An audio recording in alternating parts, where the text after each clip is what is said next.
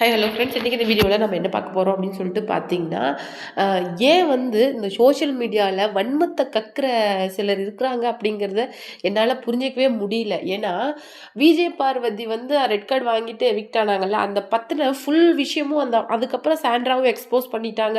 எல்லாருமே சாண்ட்ராவை பற்றியும் எக்ஸ்போஸ் பண்ணிட்டாங்க. ஏன்னா சாண்ட்ராவும் அந்த கேமரா முன்னாடி ஒரு கன்ஃபெஷன் மாதிரி கொடுத்தாங்க. இந்த மாதிரி நான் வந்து அவங்கள மன்னிச்சிருக்கணும், நான் அப்போ வந்து என்ன மாதிரி ஒரு பேனிக் மைண்ட் செட்டில் இருந்தேன் அப்படின்னு சொல்லிட்டு இருந்ததுனால தான் என்னால் அது அப்போ பண்ண முடியல. ஆனால் நான் இப்போ உண்மையே சொல்கிறேன், நான் வந்து அவங்கள மன்னிச்சிடுறேன் அப்படின்னு சொன்னாங்க. ஆனால் ஃபேன்ஸ் மீட்டில் என்ன சொன்னாங்க அப்படின்னு சொல்லிட்டு பார்த்தீங்கன்னா, நான் அவங்கள எப்போவுமே மன்னிக்க மாட்டேன் அப்படின்னு சொன்னாங்க. இந்த மாதிரி சாண்ட்ரா மாற்றி மாற்றி பேசுறது, அவங்க பண்ணின அந்த ஓவர் டூ எல்லாமே ஒவ்வொருத்தரும் வியானா இருக்கட்டும், கனியா இருக்கட்டும், ரம்யா ஜோவா இருக்கட்டும், ரம்யா ஜோ வந்து பிரஜின் பண்ணினதை கூட புட்டு புட்டு வச்சுட்டாரு. இந்த மாதிரி அவங்களுடைய முழு விஷயமும் எக்ஸ்போஸ் ஆன அப்புறம் கூட இன்னமும் பார்வதியை வந்து ரெட் கார்டு வாங்கி எவிக்ட் ஆனதான எதுக்கு உனக்கு ஓவர் சீன் அப்படின்னு சொல்லிட்டு பேசுகிறாங்க. அது என்ன புரியல. அப்படி ரெட் கார்டை வாங்கி எவிக்ட் ஆன பார்வதி அப்படிங்கிற ஒரு அந்த நேமை தான் இன்னைக்கு விஜய் பார்வதி ப்ரோக் பண்ணியிருக்கிறாங்க. அதை பற்றி தான் இந்த வீடியோவில் நாம் தெளிவாக பார்க்க போகிறோம். அதுக்கப்புறம் வைபித் பார்வில் ரெண்டு பேரும் கொடுத்துக்கிட்ட ஒரு சுவாரஸ்யமான தகவலை பற்றியும் இந்த வீடியோவில் ரெண்டாவதாக பார்க்க போகிறோம். மூணாவதாக வந்து நம்ம எஃப்ஜே பண்ணின ஒரு வேலையும் பற்றி டீட்டெயிலாக பார்க்க போகிறோம். வீடியோக்குள்ளே பொறுத்த மாதிரி நீங்கள் நம்ம சேனலுக்கு புதிய இருந்தால் மறக்காமல் நம்ம சிபி ட்ரெண்டிங்கை சப்ஸ்கிரைப் பண்ணி ஃபாலோ பண்ணிக்கோங்க. வாங்க வீடியோக்குள்ளே போகலாம். ரீசெண்டாக வந்து இந்த இந்த வருஷம் தான் இன்னும் பிக் பாஸ் கொண்டாட்டங்கள் வந்து இன்னும் நடைபெறாமல் இருக்குது. ஃபினாலே முடிஞ்சதுக்கு அப்புறமேல் சின்ன செலிப்ரேஷன் மாதிரி இருந்தது. அது இல்லாமல் பிக் பாஸ் செலிப்ரேஷன் அப்படிங்கிறதே இந்த வரைக்கும் 8 சீசனாக ரொம்ப கிராண்டாக நடைபெற்றுட்டு வந்துச்சு. இந்த சீசன் வந்து ஏன் இன்னும் நடக்காமல் இருக்குதுன்னா காரணம் அந்த ரெட் கார்டு தான். ஏன்னா ரெட் கார்டு அவங்களுக்கு கொடுத்துருந்தாலுமே கம்ருதீனை ஃபினாலேக்காக இருக்கட்டும், கம்ருதீன் பார்வதி 2 பேரும் ஃபினாலேக்கு விஜய் டிவி கூப்பிட்டுருக்காங்க. அது மட்டும் கிடையாது, இந்த நம்ம ஸ்டார்ட் மியூசிக்காக இருக்கட்டும், இல்லை இன்னொரு ஷோஸ் வந்து நம்ம மெயினாக நம்ம கம்ருதீன் வந்து அவருடைய சீரியலுக்கு ரீஎன்ட்ரி கொடுத்தது தான் இதில் ரொம்ப பெரிய விஷயம். இந்த மாதிரி தன்னுடைய லைஃபே போச்சு அப்படின்னு சொல்லிட்டு நினச்ச அந்த இடத்துல இருந்து இன்னைக்கு அவங்க வந்து எமர்ஜ் ஆகி வந்திருக்கிறது வந்து it's not at all easy job. இது வந்து ஒரு பெரிய விஷயம். அப்போ வந்து கமருதீன் வந்து வைபித் பார்வல என்ன சொல்லியிருந்தார் அப்படின்னு சொல்லிட்டு பார்த்தீங்கன்னா, நான் வந்து உண்மையிலேயே அந்த ரெட் கார்டு வாங்கி எவிக்ட் ஆகி வந்தேன்ல, நான் மட்டும் தான் வெளியில் வந்தேன் பாரு, என்னுடைய மொத்த சோலுமே அங்கே தான் இருந்துச்சு. எப்படி எனக்கு டிப்ரெஷன் அப்படிங்கிற ஒரு ஒரு வார்த்தையில் என்னுடைய அந்த மனநிலையை வந்து விலக்கி அந்த ஒரு வார்த்தைக்குள்ளே அடைக்கிற முடியாது.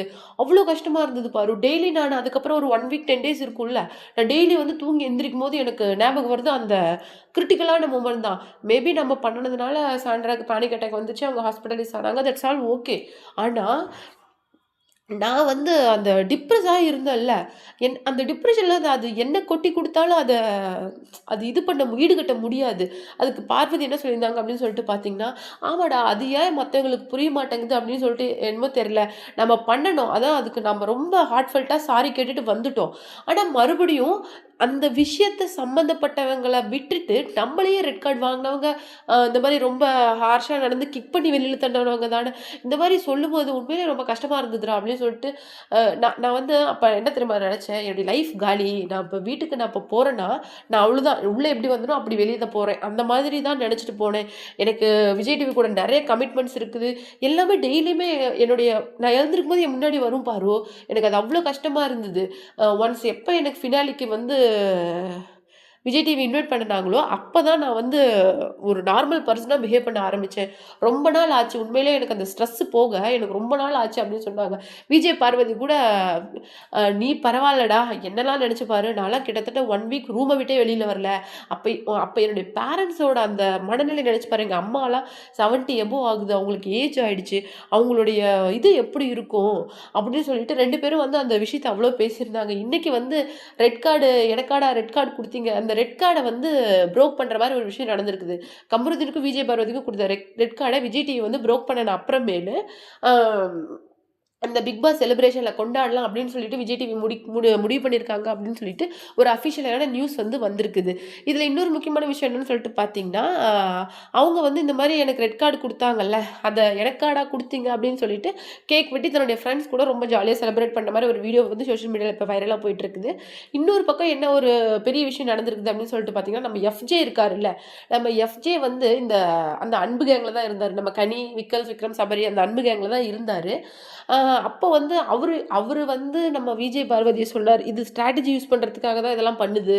அப்படி இப்படின்னு சொல்லிட்டு ஒரு பொண்ண தேவையில்லாம கிரிட்டிசைஸ் பண்ணிக்கிட்டு இருந்தாரு. ஆனா இப்போ அவரு தன்னுடைய காதலி அப்படின்னு சொல்லிட்டு ஒருத்தர இன்ட்ரோடியூஸ் பண்ணிக்கிறாங்க. அந்த பொண்ணு ரொம்ப அழகா இருக்கிறாங்க. உண்மையிலேயே அவ்ளோ அழகான ஒரு லவ்வர வச்சுக்கிட்டு, லவ் கன்டென்ட் அப்படிங்கிற ஒரு சீப்பான விஷயத்துக்காக, எதுக்கு ஆதிரை வாழ்க்கையும், வியானா வாழ்க்கையும் வியானாக்குலாம் என்ன நடக்குதுன்னு புரியறதுக்கு முன்னாடியே அவங்க எவிக்ட் ஆயிட்டாங்களாம். அப்படிதான் வந்து ரீஎன்ட்ரில வந்து சொல்லியிருந்தாங்க. அவங்க வந்து கெஸ்ட்டா உள்ள வந்தாங்கல்ல, அப்போ அவங்க சொன்னது என்னன்னு சொல்லிட்டு பார்த்தீங்கன்னா, "நான் என்ன நடக்குதுன்னு அனலைஸ் பண்றதுக்கு முன்னாடியே நான் வெளியில போயிட்டேன். நான் அப்புறம் எங்க கேம விளையாடுறது?" அப்படின்னு சொல்லியிருந்தாங்க. ஆனா, பிளான் பண்ணி இந்த எஃப்ஜே வந்து ஆதிரையோட லைஃப்பையும், வியானாவோட லைஃப்பையும் காலி பண்ணிட்டு, வெளியில போய் இன்னைக்கு பர்த்டே செலிப்ரேஷனுங்கிற பேர்ல வந்து விடிய விடிய கூத்தடிச்சிட்டு இருக்காரு. அது மட்டும் இல்ல, இவங்க தான் தன்னுடைய லவ்வர் அப்படின்னு சொல்லிட்டு ஒருத்தர வந்து இன்னைக்கு இன்ட்ரோடியூஸ் பண்ணியிருக்காரு. அவங்க ரொம்ப பார்க்கறதுக்கு செம்ம பிரிட்டியா அழகா இருக்கிறாங்க. உண்மையிலே எஃப்ஜேக்கு இப்படி ஒரு லவ்வரா? அப்படின்னு பார்க்குற அளவுக்கு அவ்ளோ அழகா இருக்காங்க. அதுக்கப்புறம் கேக்ஸ வெட்டி செலிப்ரேட் பண்ணி எல்லாருமே வந்திருந்தாங்க. எக்ஸப்ட் நம்ம கிங் அண்ட் குயின தவிர எல்லாருமே அந்த செலிப்ரேஷனுக்கு வந்திருந்தாங்க. முக்கியமா நம்ம சபரி, கானா, வினோத் வந்து வந்திருந்தாங்க. அவங்க எல்லாருமே ரொம்ப பீஸ்ஃபுல்லா அந்த பர்த்டே பார்ட்டிய செலிப்ரேட் பண்ணிட்டு போனாங்க. ஆனா, இந்த இந்த நிலைமையில சோசியல் மீடியால எல்லாரும் ஒரு கொஸ்டின் கேட்கறது என்னன்னு சொல்லிட்டு பார்த்தீங்கன்னா, இந்த மாதிரி ஒரு லவ்வர் உங்களுக்கு இருக்காங்கல்ல. ஸோ, பார்வதியா இருக்கட்டும், கம்ருதீனா இருக்கட்டும். கம்ருதீனுக்கு ஆல்ரெடி ஒரு எக்ஸ் இருக்கிறாங்க. எக்ஸ் தான். ஆனா அவங்களுக்கு ப்ரோக்கப் ஆயிடுச்சு. ஸோ, அது ப்ராப்ளம் கிடையாது. ஸோ, கம்ருதீன் வந்து உள்ள வரும்போதும் சிங்கிளா தான் வந்தாரு. விஜய் பார்வதி உள்ள வரும்போதும் சிங்கிளா தான் வந்துச்சு. ஏன்னா 2 பேருக்குமே ஆள் கிடையாது. அவங்க உள்ள லவ் கனெக்ட் பண்ணுனாங்க அப்படின்னா, அதுல ஒரு நியாயம் இருக்கு. நீ வெளியில ஒரு ஆள வச்சுக்கிட்டே உள்ள லவ் கன்டென்ட் பண்ணியிருக்குன்னா, அப்ப அந்த பொண்ணு வாழ்க்கைய கெடுக்கிறதுக்கு தானே நீ இந்த மாரி பண்ணியிருக்க அப்படின்னு சொல்லிட்டு இன்னைக்கு எஃப்ஜே மேல தரக்குறைவான விமர்சனங்கள் வந்து வைக்கப்படுது. இதுல முக்கியமான விஷயம், கனியோட அந்த அன்பு கேங்ல இருக்கிறேங்கிற பேர்ல நீங்க என்னென்னலாம் அட்ராசிட்டி பண்ணிட்டு இருந்தீங்க அப்படின்னு சொல்லிட்டு இன்னைக்கு பிக் பாஸ் சீசன் 9 ஃபேன்ஸ் வந்து நெறைய கொஸ்டின்ஸ் இன்னைக்கு முன்வைக்க ஆரம்பிச்சுட்டாங்க. இந்த மாரி எஃப்ஜேவ பத்தின உண்மைகள் இப்ப கொஞ்சம் கொஞ்சமா வெளியில வர ஆரம்பிச்சது. அது மட்டும் இல்லாம அவர் எவிக்ட் ஆனப்ப குடுத்த இன்டர்வியூஸ் தான் இப்ப வந்து ரொம்ப வைரலா போயிட்டுருக்கு. அப்ப வந்து சொன்னாங்கல்ல, அ விஜே பார்வதி மாரி ஒரு ஆள் வந்து கம்ருதனோட லைஃப வந்து மொத்தமா காலி பண்றதுக்கு வந்திருக்கு அப்படின்னு சொல்லிட்டு. இன்னைக்கு அப்படிப்பட்ட ஒரு ஆள் தான் கம்ருதீன இன்னைக்கு ஒரு படம் பண்ற அளவுக்கு லெவலுக்கு கொண்டுட்டு போய் விட்டுருக்காங்க விஜய் பார்வதி. விஜய் பார்வதி விஜய் பார்வதி மட்டும் இல்லைன்னா, கம்ருதீன் வந்து ஒரு ஆஸ் யூசுவலான பெர்சனா உள்ள இருந்து, கண்டிப்பா ஒரு 60, 65 டேஸ்ல எவிக்ட் ஆயி வெளியில போயிருப்பாரு. அவரு பண்ணுன அந்த அந்த அவரோட அ விமென்ஸ் கிட்ட ரொம்ப ஹார்ஷா பிஹேவ் பண்றது, ரொம்ப கத்துறது, அடிக்கிறது, வயலன்ஸா ஆக்ட் பண்றது, இந்த மாரி நெறைய விஷயங்களால கண்டிப்பா அவரு என்னைக்கோ எவிக்ட் ஆயி வெளியில போயிருப்பாரு. என்னைக்கு ஒன்ஸ் பார்வதி பக்கம் திரும்புனாரோ, ஸோ அவரு அ இப்போ எல்லாருமே அப்ப நெனச்சது கண்டிப்பா 2 பேருமே கன்டென்ட்டுக்காக தான் பழகிட்டு இருக்காங்க அப்படிங்கிற மாதிரி நெனச்சிட்டு இருந்தாங்க. ஆனா இப்போ ஒன்ஸ் வெளியில வந்து அவங்க 2 பேரும் 2 பேருக்குள்ள இருக்க அந்த இன்டிமேசிய பார்க்கும்போது, இட்ஸ் ஃபீல் கிரேட். உண்மையிலேயே ஒரு கப்புள்ஸ் வந்து எப்படி ரியாக்ட் பண்ணுவாங்களோ, அந்த மாரி தான் ரியாக்ட் பண்ணியிருக்காங்க. ஏன்னா, அ பிக் பாஸ்ல உள்ள லவ் பண்ணிட்டு வந்துட்டு வெளியில வந்து நம்ம அமீர், பாவனி வந்து இதுக்கு பெஸ்ட் எக்ஸாம்பிள். இன்னைக்கு அவங்க மேரேஜ் பண்ணிக்கிட்டு சந்தோஷமா இருக்கிறாங்க. அமீர் வந்து பாவனி விட ரொம்ப வயசுல கம்மி தான். ஆனா ஏற்கனவே அமீருக்கு வந்து பாவனிக்கு வந்து ஏற்கனவே மேரேஜ் ஆயி டிவோர்ஸ் ஆயிடுச்சு. ஸோ வந்து இந்த மாரி நிலைமையில நம்ம விஜய் பார்வதியும், கம்ருதீனும் நெக்ஸ்ட் டூ அந்த கப்புள்ஸா இருப்பாங்க அப்படின்னு சொல்லிட்டு நம்ம கண்டிப்பா நம்பலாம். அவங்களுக்கு வந்து எவ்ளோ ஒரு லவ் அண்ட் சப்போர்ட் இருந்திருந்தா, அவங்க எவிக்ட் ஆனதுக்கு அப்புறமேல அவங்க 2 பேரும் ஃபேன்ஸ் மீட்ட அவ்ளோ சக்சஸ்ஃபுல்லா நடத்தி முடிச்சிருப்பாங்க. எதுக்கு இந்த மாரி தேவையில்லாம காஜி கப்புள்ஸு அந்த மாரிலாம் ஏன் சொல்லணும் அப்படின்னு சொல்லிட்டு தெரியல. ஏன்னா எஃப்ஜே மாரி சில ஆளுங்க வந்து பண்ற விஷயங்கள் யாருக்குமே கண்ணுக்கு